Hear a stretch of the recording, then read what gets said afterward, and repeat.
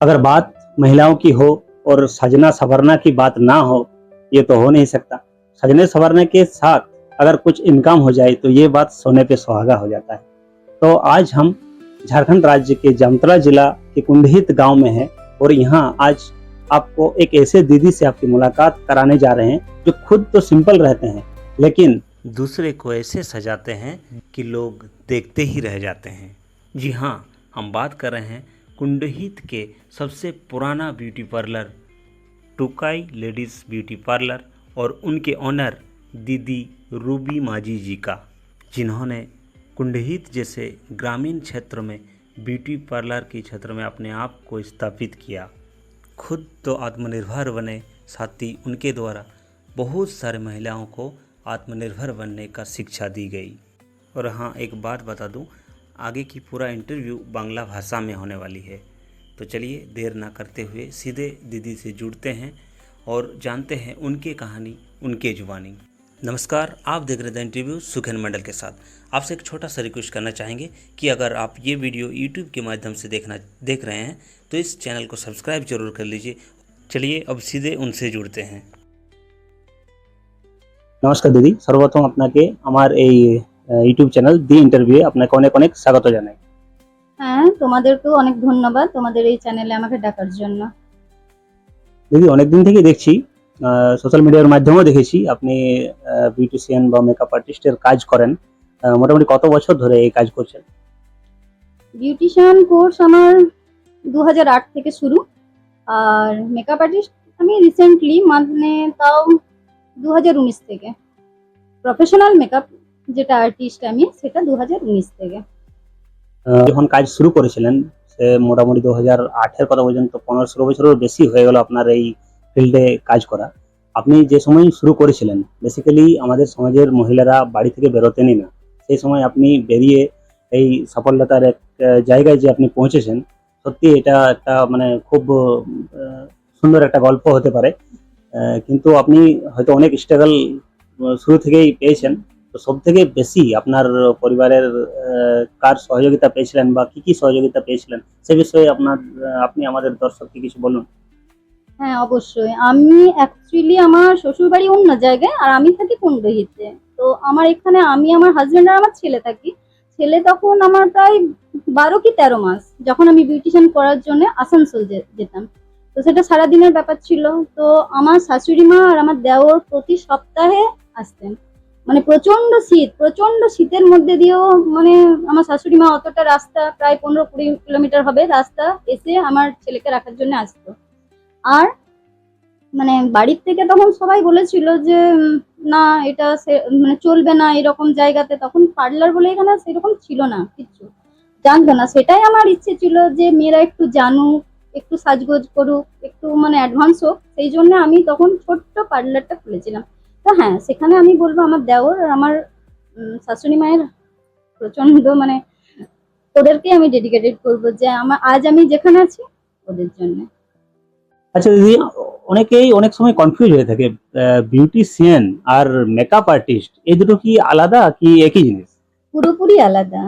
Beautician হচ্ছে hair cutting, threading, waxing, spa, যাবতীয় যেগুলো পার্লারে হয়ে থাকে। আর মেকআপ হলো মেকআপ, একটা মেক ওভার, যেটা পার্টি মেকআপ বলো, মানে বিয়েতে বা এনি ওকেশনে যেটা সাজা হয়, সেটা হলো মেকআপ। মেকআপের জন্য যদি কেউ আপনাকে বুকিং করতে চায় তো সহজ ভাবে কি করে আপনাকে বুকিং করার জন্য মানে কিভাবে সম্পর্ক করবে আপনার সাথে?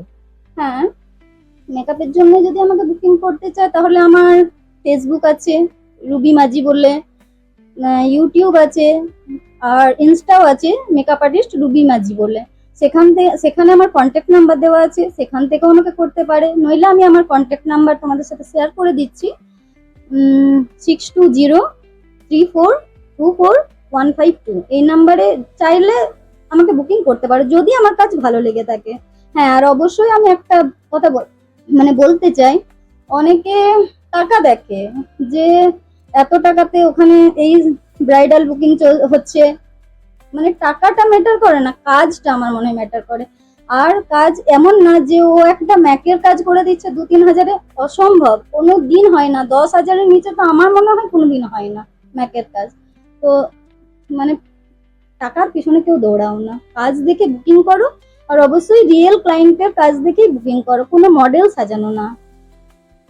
আচ্ছা, শুনেছি আপনি মেকআপ আর্টিস্ট বিউটিশিয়ানের কোর্স করান, তো আপনার কোর্স সিজন শুরু কখন হয়? মেকআপ আর্টিস্ট, বিউটিশিয়ান, হ্যাঁ আমি দুটোরই করাই। বিউটিশিয়ান বেসিক মানে যেটা হয় সেটাই আমি করাই, আর মেকআপেরটা প্রফেশনাল মেকআপের কোর্স করাই। তো আমার সিজন হলো তোমার যখন ব্রাইডাল কোনো ওয়ার্ক থাকে না, মানে ব্রাইডাল সিজন যখন থাকে না, তখন তারপর থেকে আমি কোর্স করাই। সেখানেও আমার সাথে কন্ট্যাক্ট করতে পারে যারা আমার মানে যাদের কাজ ভালো লাগে তারা। আপনি যখন এই এরিয়ায় বিউটি পার্লার খুলেছিলেন তখন তো আর হয়তো মানে কেউ ছিল না, এখন তো অনেকেই বিউটি পার্লার রয়েছে, তো কি আপনি প্রতিদ্বন্দ্বী হিসেবে দেখেন সেসব নাকি? দেখো, আমি মনে করি সব ফিল্ডেই আছে কম্পিটিশনটা, প্রতিদ্বন্দ্বিতা যাই বলো, কিন্তু কম্পিটিশন আমার মনে হয় নিজের সাথে করলেই বেশি ভালো। কেমন না, তুমি আজকে আমি একটা হয়তো কাটিং করলাম, সেখানে কি আমার খুঁত আছে সেটাকে দেখলাম যে কি করলে আরো বেস্ট হতে পারে, ঠিক সেটাকে আমি আবার মানে পরে যখন করব সেটা আরো ভালো করার চেষ্টা করব।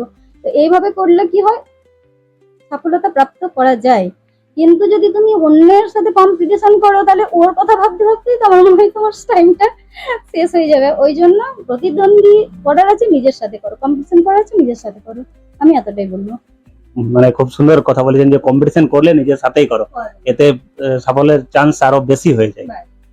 আপনার কোর্সের দ্বারা আপনি অনেক মহিলাদের স্বাবলম্বী বানিয়েছেন, বা বর্তমানে এখনো আপনার কোর্স দ্বারা নিজের ক্ষমতায় বাঁচতে শিখিয়েছেন মহিলাদের, তো এই বিষয়ে আপনি কি বলতে চান?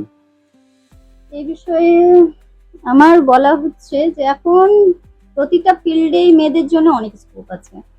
তো সেখান থেকে তাদের যেই মানে প্রফেশনটাতে মনে হচ্ছে যে হ্যাঁ এটা আমার, এটাতে আমি ইন্টারেস্টেড, সেটার দিকেই যাক। এমন না যে এটা ট্রেন্ডে চলছে, এখন মেকআপটা ট্রেন্ডে চলছে আমি মেকআপ আর্টিস্টই হয়ে যাব, এখন হচ্ছেও তাই, প্রতি বাড়িতে বাড়িতে মেকআপ আর্টিস্ট, কিন্তু না, সেটা একদমই না। যার যেটাতে ইন্টারেস্ট আছে, যেটাতে ন্যাক আছে, সেই দিকেই এগিয়ে যাওয়া উচিত। আর হ্যাঁ, প্রতিটা মেয়েকে স্বাবলম্বী হওয়া উচিত।